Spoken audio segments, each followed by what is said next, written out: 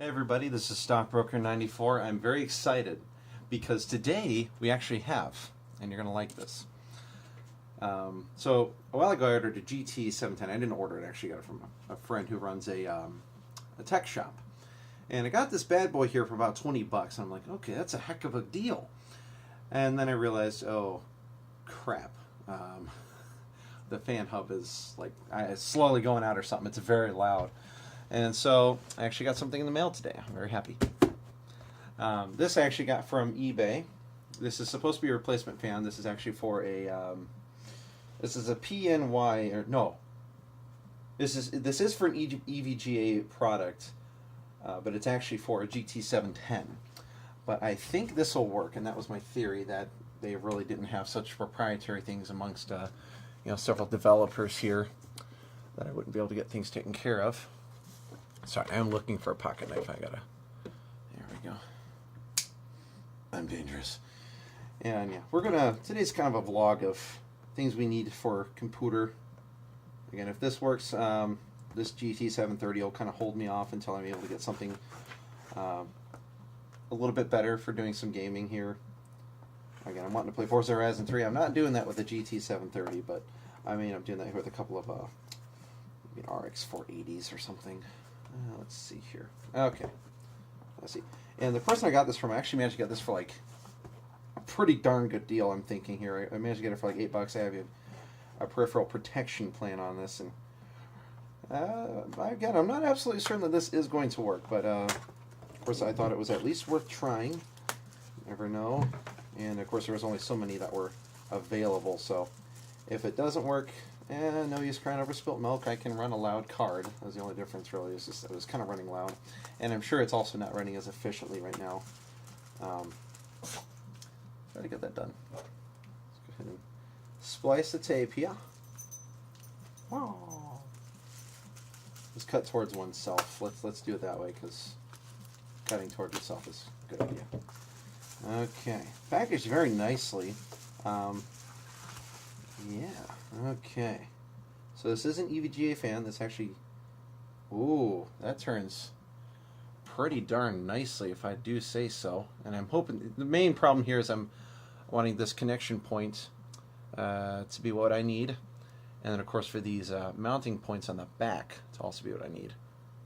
And if we spin that here, it's kind of clipping my finger here. Clumsy! Yeah, there we go. So we're going to do a preliminary test here. I can go ahead and actually point the camera down a little bit. Gotta love my workstation. So we're going to disconnect the old power supply fan. That's the first step here. Not power supply fan. Wow. I'm going to disconnect that, and I've done this many times, so of course I can at least verify that I didn't just destroy something. And if this plugs in, we have ourselves a deal. And that is at least fitting in there. So what I'm going to do now is I'm actually going to go ahead and grab my toolkit. And this is a very small one. My parents actually got me for last Christmas. My mom got tired of me borrowing her tools. While she's not necessarily inclined to do this kind of work, she does work on cars and sells some fairly small components in cars, but she never did have any really small screwdrivers, so they're constantly missing. Let's use this one. This is actually one here from an RC helicopter.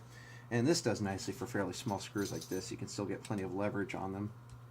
And I have taken this fan out many times before, so I know that for a fact I can get this without stripping the screws. Oh, never mind. I use this one. Okay, let's go and get this one. Yeah, this one's actually got a broken handle, but it's fine. This came from a similar kind of kit. There we go. Yeah, this one's able to fill in the Phillips heads, very small Phillips heads. And yeah, it's not a bad idea. If you're working on electronics, it is not a bad idea to work on plastic. Just make sure it's static proof. And it'll be fine. Of course, you can remove that plastic if you're wanting to. Just work on the desk. Something like this. That's wood. I mean, it's not good wood, but it's wood. Sorry, you see my chin right now. That facial hair though. Sorry. I'm going to keep these screws here actually on top of this box here that I don't have open yet. I'm going to move this just in case maybe I'm not quite able to see. And again, this is a fine surface to work on. I'm really not worried about anything. And we're going to see if this fan will screw in. I imagine it will, again, because they're both EVGA. Oh, well, this one's for 710 or 7 whatever it is. But again, it's not going to matter as long as it fits within this spot. And as long as it works. I just don't want to keep playing a game listening to a really loud graphics card. Seriously, when a hub is going out on a graphics card this small, it's surprisingly loud. I did not realize it was going to be that loud when I was like, okay, well, I can play it here. He said, the guy I got it from said, it might be a little bit loud. I guess the last person who I got it from said that the hub was going on. I was like, okay, well, that's come on, how loud can it be? Pretty freaking loud. Yeah, but nonetheless, go ahead and get this guy sitting in here. And it does fit, especially if I can actually get this to the mounting points here. Careful, of course, in using the screwdriver to push this in. Literally, the way they do this, it's kind of weird, but it works. They actually have in here, they actually have the cord just kind of set into one of these grooves in the heat sink, and it works. It doesn't really affect cooling because look how many other heatsink fins there are. And as I figured, this is going to work. Okay, now also a helpful hint. Tweezers are very helpful in helping these small screws. You just go ahead and grab them and set them down, and then make sure you have them grabbed just like so by the top of this screw. And really all you got to do is get one of these guys in here and it'll work. Now, of course, I did not receive any kind of actual training for this, so that being said, do not do this on your own unless you're more competent than me, in which case, go for it. Because I'm assuming that even as long as you're as competent as like the nearest 7-year-old, you should be able to do this. It doesn't look particularly hard, and again, I've done it before, even if my clumsiness of now does not indicate that in the case. Also, what I've noticed is this fan actually fills in the spot just a little bit better.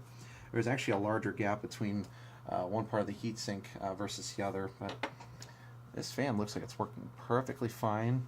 It rotates much more freely, and of course it is EVGA, so it's a bonus I wasn't necessarily expecting or really requiring, but it'll be the same brand and no one will be any the wiser, except for the fact that the connector is black and connection point on the card itself is white. But well, colors are colors, doesn't really matter.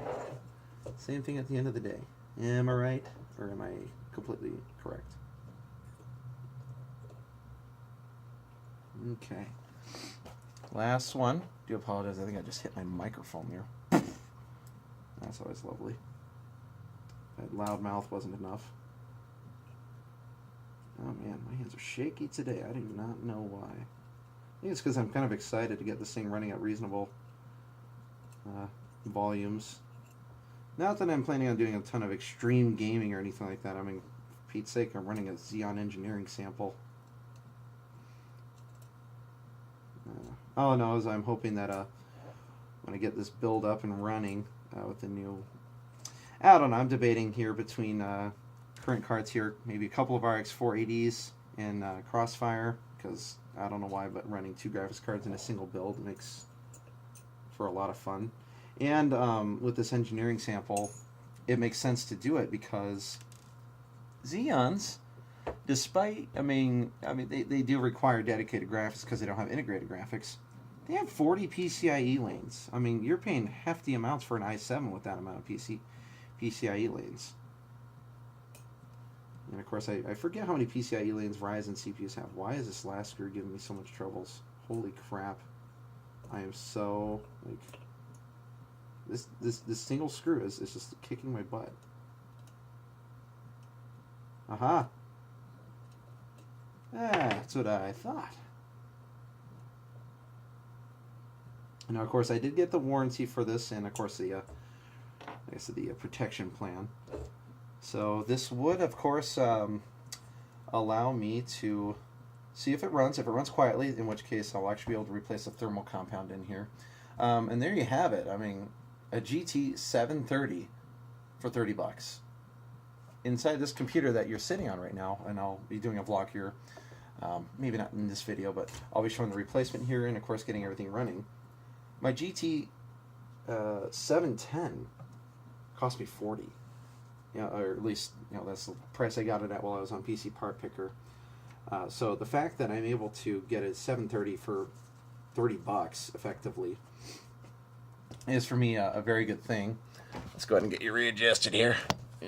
That face though.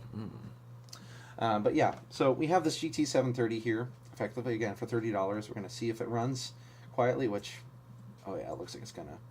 And I'll also be able to show my friend Casey. I'll probably have him in a few videos actually. He's if you probably haven't heard of Dragon Tamer Casey.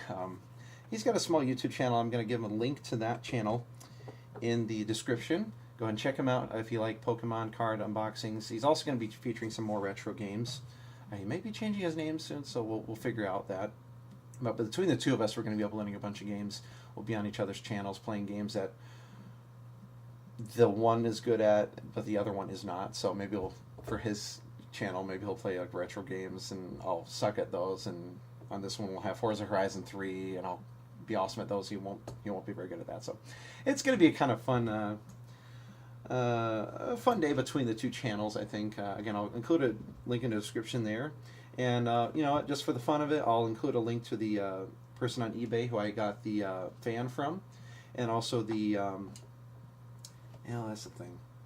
I'll include a link to the website for the store that I got this card at. The only thing is that the guy who owns the store that I got this from, his name is Mike.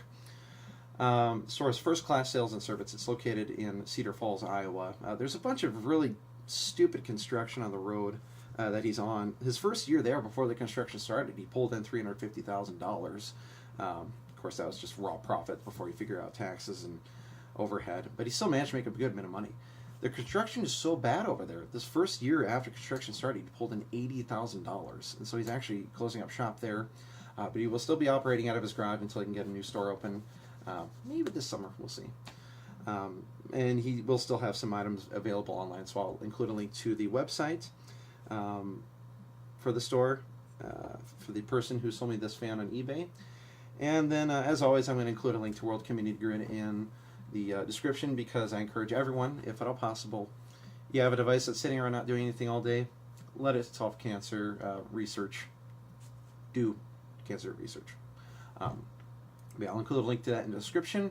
And of course, we'll see you guys next time. This is Stockbroker94 saying subscribe and become a stalker today.